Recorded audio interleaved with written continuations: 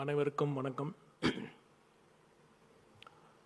September 27, 2025 நம் அரசியல் பயணத்தில் ஒரு துக்க நாள்.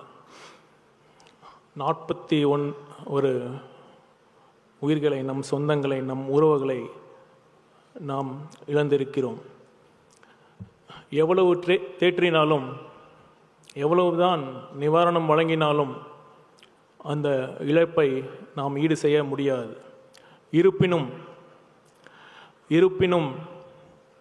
உங்கள் குடும்பத்தில் ஒருவனாக இருந்து உங்கள் தேவைகளை அனைத்தும் நான் பூர்த்தி செய்வேன் என்று தலைவர் அவர்கள் சொன்ன அந்த வார்த்தைகள் அந்த குடும்பங்களுக்கு பெரும் ஆறுதலாகவும் பெரும் நம்பிக்கை தருவதாகவும் இருந்தது என்று சொன்னால் அது மிகையாகாது.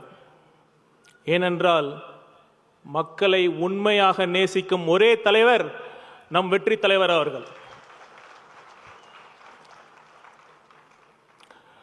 கரூர் நிகழ்வுக்கு பிறகு எவ்வளவோ சவால்கள், எவ்வளவோ தடைகள்,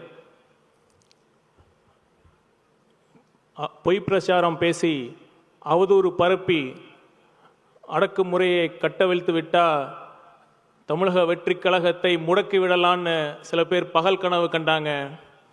முடக்கிறதுக்கு இது ஒன்றும் காசுக்காக ஆரம்பித்த கட்சி இல்லை.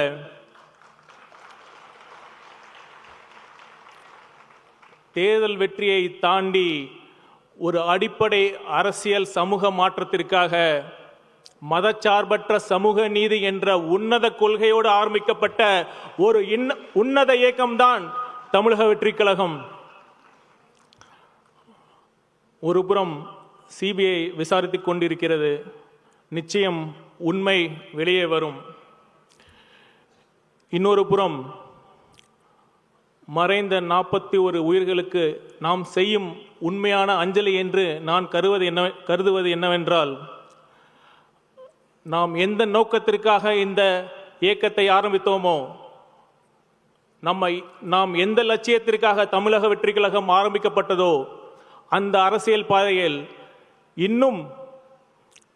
இன்னும் அதிகமாக கொள்கைப்பற்றுடன், இன்னும் அதிக விவேகத்துடன் முழுக்க மக்கள் நலன் சார்ந்த அரசியலை முன்வைத்து 2026 நம் வெற்றி தலைவர் விஜய் அவர்களின் தலைமையில் ஒரு நேர்மையான நல்லாட்சி அமைவதே இறந்து போன அனைத்து உயிர்களுக்கும் நாம் செய்யும் உண்மையான அஞ்சலியாக நான் கருதுகிறேன். நிச்சயம் அதை நாம் செய்வோம்.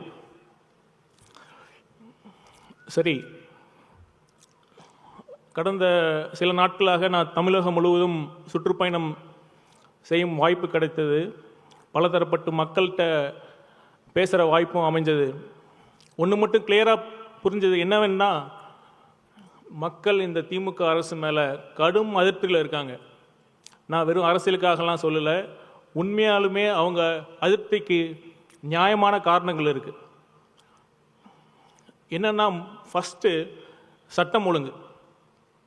ஒரு அரசோட அடிப்படை கடமையே சட்டம் ஒழுங்கை பேணி காப்பது தான். ஆனால் இப்போ திமுக அரசில் சட்டம் ஒழுங்கு எப்படி இருக்கு? எத்தனை கொலைகள், எத்தனை பாலியல் வன்கொடுமைகள், எத்தனை காவல் மரணங்கள். இப்போ பெண்களுக்கு பாதுகாப்பு இருக்கா? இப்போ சமீபத்தில் நடந்த கோவை பாலியல் வன்கொடுமை எடுத்துக்கங்க. இது ஒரு தனிப்பட்ட சம்பவம் அல்ல. இது காவல்துறையில் நீண்ட நெடுங்காலமாக இருக்கிற நிர்வாக சீர்கேட்டின் ஒரு வெளிப்பாடு தான். அப்படி என்ன நிர்வாக சீர்கேடு? ரொம்ப அடிப்படையான விஷயம். இப்போ காவல்துறைக்கு ரெகுலர் டிஜிபி இதுவரைக்கும் அப்பாயிண்ட் பண்ணப்படலை. இது கூட பண்ணாமல் தமிழக முதல்வர், அதாவது காவல்துறையை கையில் வைத்திருக்கும் முதல்வர் அவர்களுக்கு வேறு என்ன பெரிய வேலை என்று கற்பனை கூட செய்து பார்க்க முடியவில்லை. உச்சநீதிமன்றம் தெளிவான கைட்லைன்ஸ் கொடுத்துருக்காங்க. அதெல்லாம் பின்பற்றாமல் இதுவரைக்கும் ஒரு சில காவல் அதிகாரிகள் அந்த டிஜிபி போஸ்ட்டுக்கு வரக்கூடாதுங்கிறதுக்காகவோ, அல்லது ஒரு சிலர் அந்த டிஜிபி போஸ்ட்டுக்கு வரணுங்கிறதுக்காகவோ திட்டமிட்டு இந்த ஒரு ரெகுலர் டிஜிபி அப்பாயின்ட் பண்ணுறது தடைபட்டு இருக்கு. நீங்களே நல்லா யோசிச்சு பாருங்க. எப்போ வேணாலும் மாற்றப்படலாம் அப்படிங்கிற ஒரு டிஜிபி இருக்கிறப்ப அவரால் எப்படி ஒரு ஸ்ட்ராங்கான முடிவு எடுக்க முடியும்? அதே மாதிரி எப்போ வேணாலும் அந்த டிஜிபி மாற்றப்படலாங்கிறப்ப அவருக்கு கீழே இருக்கிற அதிகாரிகள் எப்படி அவருக்கு கட்டுப்படுவாங்க? இந்த அடிப்படை விஷயத்தை செய்வ கூட நம்ம முதல்வர் அவர்களுக்கு நேரம் இல்லை. அடுத்து இன்னொரு காரணம், இப்போ இந்த மாதிரி கொடுங்குற்றங்கள் செய்கிறதுக்கு அந்த குற்றவாளிகளுக்கு எப்படி துணிச்சல் வருது, எப்படி பயமின்மை வருது? நீங்கள் நல்லா யோசிக்கணும். எப்போ தெரியுமா குற்றங்கள் செய்ய பயம் வரும்? ஒரு குற்றம் நடந்துச்சுன்னா அதை தீர விசாரித்து அறிவியல் பூர்வமாக ஆதாரங்களை வச்சு நீதிமன்றத்தில் தண்டனை சந்தேகத்திற்கு இடமின்றி அந்த குற்றம் நிரூபிக்கப்பட்டு தண்டனை வாங்கி கொடுத்தா மட்டும்தான் குற்றவாளிகளுக்கு பயம் வரும். ஆனால் இப்போ என்ன நடக்குது? அரசியல் பரபரப்புக்காக என்கவுண்டர்ஸ். முதல்வர் அவர்களே, என்கவுண்டர்ஸ்கள் நீதி கிடையாது. இன்னும் சொல்லப்போனால் உண்மையான குற்றவாளிகளை தப்பிக்க தான் என்கவுண்டர்கள் வழி செய்யும்.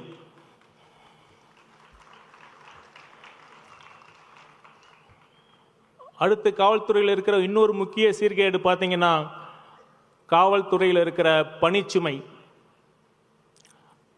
காவல்துறையில் எனக்கு தெரிந்து அரசு துறையில் காவலர்கள் மாதிரி அதிக பணிச்சுவை, அதிக புவர் சர்வீஸ் கண்டிஷன்ஸ் இருக்கிற வேற எந்த துறையும் கிடையாது.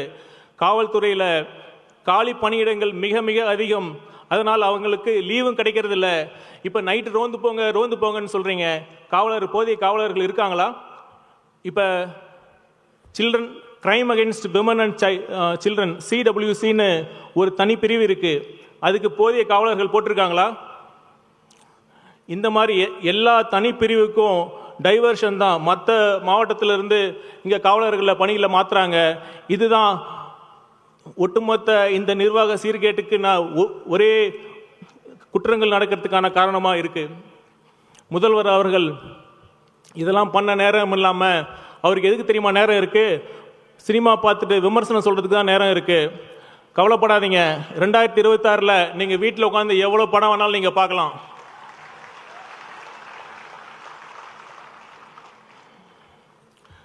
சரி, சட்டம் ஒழுங்கு தான் சந்தி சிரிக்குதுன்னா இங்கே ஆட்சி நிர்வாகம் எப்படி இருக்குது? நான் சத்தியமாக சொல்கிறேன், மிகைப்படுத்தி சொல்லலை.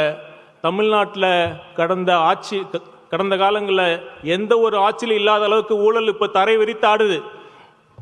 ஒன்றா ரெண்டா சொல்லிக்கிட்டே போகலாம். இப்போ அதோட லேட்டஸ்ட் எக்ஸாம்பிள் தான் நம்ம அண்ணன் K. நேரு அவர்கள் துறையில் நடந்த தேர்வு முறைகேடு. ஐயா, பொறுக்க முடியல. ஊழல் பண்ணுறதுக்கு தான் எவ்வளோ வழிகள் இருக்கு. கான்ட்ராக்டில் அடிக்கிற கோடியே அடிக்கிற கமிஷன் உங்களுக்கு பத்தலையா? கஷ்டப்பட்டு படித்த மாணவர்கள் தேர்வு எழுதி வேலைக்காக காத்துட்டு இருக்கிறப்ப அதில் கூடவா ஊழல் செய்யணும்? இப்போ சமீபத்தில் நம்ம சகோதரர் அன்பில் மகேஷ் அவர்கள் ஒரு பெர்ஃபார்மன்ஸ் பண்ணார். படித்து சொன்னடா கண்டிஷன்ஸை ஃபாலோ பண்ணீங்களான்னு. அது மாதிரி இப்போ நம்ம நேரு அண்ணன்ட்ட சொல்லலாம், அண்ணே படித்து சொன்னமே ரூல்ஸை ஃபாலோ பண்ணுங்கன்னு. இப்போ பாருங்க, தேவையில்லாமல் இடி உள்ள வந்துருச்சு. ஊழல் பண்ணுறதுக்கு உங்களுக்கு இந்த கான்ட்ராக்ட் கமிஷன்லாம் இருக்கிறப்ப எதுக்கு தேவையில்லாமல் படித்த இளைஞர்கள் வாழ்க்கையில் இப்படி விளாட்றீங்க? கஷ்டப்பட்டு படித்து தோல்வி அடைகிறப்ப இருக்கிற வலியும் வேதனை எனக்கு தெரியும். ஏன்னா நான் ஃபஸ்ட்டு 3 அட்டம்ப்டில் நான் தோல்வி அடைஞ்சிருக்கேன். அதனால் தயவு செய்து இந்த மாதிரி இளைஞரோட வாழ்க்கையை விளையாடாதீங்க. இன்னொரு சின்ன எக்ஸாம்பிள் சொல்கிறேன். இப்போ நெடுஞ்சாலைத்துறை, நீர்வளத்துறையில் இப்போ ஒரு புது சிஸ்டமை கண்டுபிடிச்சிருக்காங்க. நாம் இப்போ பார்த்திங்கன்னா எல்லா டெண்டர்லேயும் யார் வேணாலும் பங்கெடுக்க முடியாது. அதுக்கு சைட் இன்ஸ்பெக்ஷன் சர்டிஃபிகேட், அதாவது எந்த இடத்துல வேலை நடக்குதோ அந்த இடத்துக்கு போய் ஆய்வு பண்ணிட்டாங்க, அந்த ஒப்பந்ததாரர் ஆய்வு பண்ணிட்டாங்கன்னு சம்பந்தப்பட்ட டிஇ இல்லைனா சிஇ சர்டிஃபிகேட் கொடுக்கணும். நான் கேட்குறேன், வேறு எந்த மாநிலத்தில் இந்த மாதிரி ஒரு சிஸ்டம் இருக்குது? இல்லை நேஷனல் ஹைவே அத்தாரிட்டி ஆஃப் இந்தியாவில் அங்கே இந்த மாதிரி சிஸ்டம் இருக்கா? எதுக்காக இந்த சிஸ்டம்? யாருக்கு டெண்டர் கொடுக்கணும்னு ஃபஸ்ட்டே முடிவு பண்ணிவிட்டு அவங்களுக்கு மட்டும்தான் இந்த சைட் இன்ஸ்பெக்ஷன் சர்டிஃபிகேட் கொடுக்குறீங்க. திமுக காரங்களை பற்றி சொல்லுவாங்கல்ல, திமுக காரனா சும்மா இல்லடா அப்படின்னு சொல்லுவாங்கல்ல, உண்மைதான். திமுக காரங்க விஞ்ஞானபூர்வமாக ஊழல் செய்கிறவங்க. நம்ம சயின்டிஸ்ட் ஏவா வேலு அண்ணனும் அவங்க டீம் தான் இந்த சிஸ்டமை கண்டுபிடிச்சி இப்போ பண்ணிக்கிட்டு இருக்காங்க.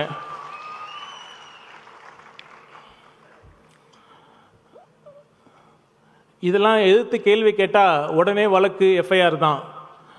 ஒரு அரசு இயந்திரம் எவ்வளோ பலம் வாய்ந்தது, எவ்வளோ பெரியது. சின்ன சின்ன பசங்க சாதாரண ட்வீட் போட்டால் உடனே வழக்கு பதிவு செய்கிறீங்க, அரெஸ்ட் பண்ணுறன்னு மிரட்டுறீங்க. இது ஒரு ஆட்சிக்கு அழகாது. இப்போ சமீபத்தில் திருநெல்வேலியில் சட்டவிரோத கல்குவாரிக்கு எதிராக அறப்போர் இயக்கம் சார்பில் நடந்த கூட்டத்தில் PUCL வழக்கறிஞர் அவர்கள் மேலே குண்டர்கள் தாக்குதல் நடத்தியிருக்காங்க. அதுவும் காவலர்கள் இருக்கிறப்பே அந்த தாக்குதல் நடந்திருக்கு. இது ஜனநாயகமா? இதை பற்றி எந்த ஊடகமாவது கேள்வி கேட்குதா? போன அதிமுக ஆட்சியில் புதிய தலைமுறைங்கிற தொலைக்காட்சி 120 சம்திங் இருந்த அந்த அரசு கேபிளில் 400 சம்திங்கில் இருக்கிற பொசிஷனுக்கு மாத்திரப்ப சேவ் டிஎன் மீடியா அப்படின்னு குரல் கொடுத்தீங்களே, இப்போ ஏன் புதிய தலைமுறை சேனலை நீங்கள் பிளாக் பண்ணீங்க?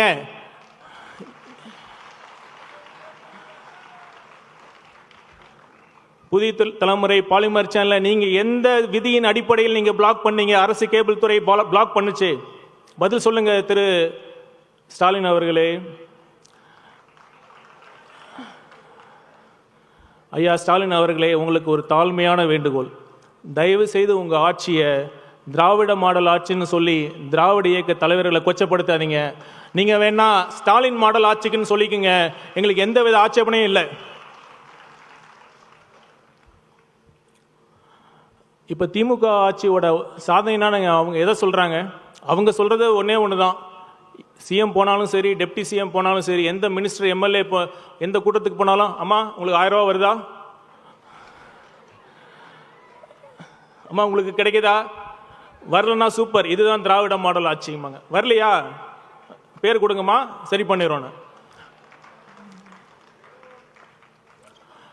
இலவச பஸ், பெண்களுக்கு 1000 ரூபா, பள்ளி மாணவிகளுக்கு மாதம் 1000 ரூபாய். இந்த இலவசங்களை தவிர அவங்க உருப்படியாக ஏதாவது திட்டம் பண்ணியிருக்காங்களா?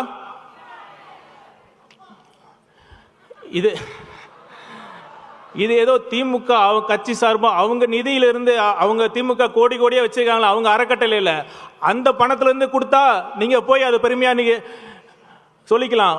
அரசு வரி பணத்தில் நீங்கள் கொடுத்துட்டு கொஞ்சம் கூட வெக்கமே இல்லாமல் நீங்கள் கொடுத்துட்டோம் இலவசங்களை கொடுத்துட்டோன்னு சொல்லி பெருமைப்பட்டுக்கிறீங்களே, இது கொஞ்சமாக உங்களுக்கே அழகா இருக்காது? ஒரு கட்சி பெண்களுக்கு மாதம் 1000 ரூபா தரேன்னு சொல்கிறாங்க, இன்னொரு கட்சி மாதம் 2000 ரூபான்னு சொல்கிறாங்க. இதுக்கு எங்கே முடிவு? இப்போ சமீபத்தில் பார்த்தீங்கன்னா பீகார் எலெக்ஷன் அப்போ அரசாங்கமே 10,000 ரூபாய் அவங்க அக்கௌண்ட்டில் போட்டிருக்காங்க. மக்கள் நம்ம நல்லா சிந்திக்கணும். இந்த இடத்துல நான் ஆணித்தரமாக பதிவு செய்ய விரும்புகிறேன். இலவசங்கள் யார் யாருக்கு தேவையோ கண்டிப்பாக அவர்களுக்கு கொடுப்பது ஒரு அரசாங்கத்தின் கடமை. ஆனால் இதை வைத்து அரசியல் செய்வது ஜனநாயகத்திற்கு பெரிய அச்சுறுத்தலாக இருக்கும். இதற்கு ஒரு தீர்வு என்ன? இலவசங்களுக்காக ஒரு ஆணையம் அமைக்கலாம். அந்த ஆணையத்தில் முதலமைச்சரும் இருக்கலாம், எதிர்க்கட்சி தலைவரும் இருக்கலாம். அவர்கள் இருவரும் சேர்ந்து யார் யாருக்கு எவ்வளவு தேவையோ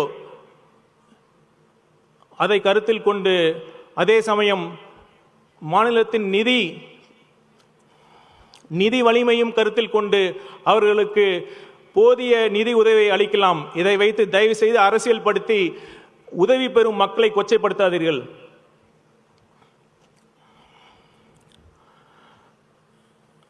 திமுகவின் அவல ஆட்சி ஒரு பக்கம்னா, இன்னொரு பக்கம் நம்ம பாசிச பாஜக. ஏன் பாசிசம்னு சொல்கிறேன்னா, தேர்தலில் ஜெயிக்கிறது மட்டுமே ஜனநாயகம் இல்லை. ஜனநாயகம் எப்போ முழுமை பெறும்னா, ஜனநாயக அமைப்புகள், அதாவது டெமோக்ராட்டிக் இன்ஸ்டிடியூஷன் சொல்லப்படுற தேர்தல் ஆணையம், நீதித்துறை, ஊடகம், சிபிஐ போன்ற அமைப்புகள் தன்னாட்சியுடன் செயல்பட வேண்டும். ஆனால் அந்த சூழல் இப்பொழுது இருக்கிறதா? இப்போ தேர்தல் ஆணையம் சார் அப்படிங்கிற தீவிர வாக்காளர் சீர்திருத்தம் அப்படிங்கிற முறையை கொண்டு வந்திருக்காங்க. இது இது எப்படி இருக்குன்னா, ஒரு கேம் ஒரு ஒரு மேட்ச் விளாட்றப்ப அந்த ரெஃபரி நடுநிலையாளராக இருந்தால் மட்டும்தான் நம்மளும் ஆடி நம்மளும் ஜெயிக்க முடியுங்கிற நம்பிக்கை வரும். ஆனால் இப்போ தேர்தல் ஆணையத்தில் இருக்கிற தேர்தல் ஆணையர்கள் ஒன்றியத்தில் ஆளும் ஆட்சியாளர்கள் மட்டுமே நியமிக்கக்கூடிய ஒரு சூழ்நிலை இருக்குது. இப்போ எப்படி அவங்க எடுக்கும் முயற்சிகளின் மீது நமக்கு நம்பிக்கை வரும்? கண்டிப்பாக அந்த நம்பிக்கை இல்லை என்பதுதான், தேர்தல் ஆணையம் நம்பிக்கை இழந்துவிட்டது என்பதுதான் நிதர்சனமான உண்மை. இப்போ பீகாரில் 65 லட்சத்திற்கு மேலான வாக்காளர்கள் நீக்கப்பட்டுள்ளார்கள். அதில் ஒரு குறிப்பிடும்படி ஒரு significant numbers of Bihar people தமிழ்நாட்டில் இருக்காங்க. இப்போ அவங்களுக்கு தமிழ்நாட்டில் குடியுரிமை வழங்கப்படுமா?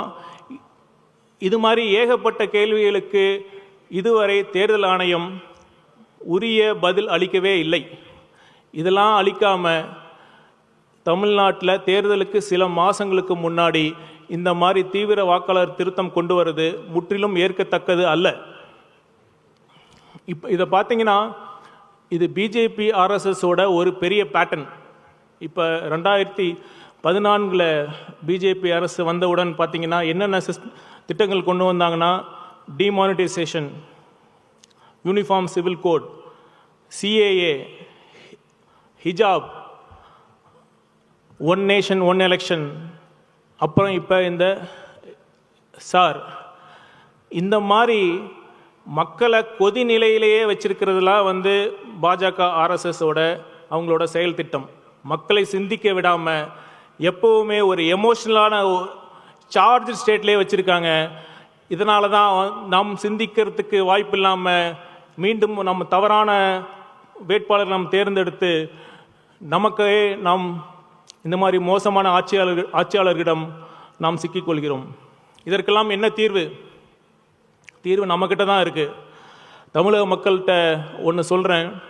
நம்ம பக்கத்து மாநிலம் கேரளாவில் அரசு மதுபான கடைகளில் பாட்டிலுக்கு 10 ரூபா வாங்குறதில்ல, தெரியுமா? கம்ப்யூட்டர் பில் கொடுப்பாங்க, மீதி சேஞ்சை கொடுத்துருவாங்க. அதோட ஒன்று முக்கியமான விஷயம், கேரளாவில் ஓட்டுக்கு பணம் கொடுக்கறதில்ல. தமிழக மக்கள் சிந்தித்து பார்க்கணும்.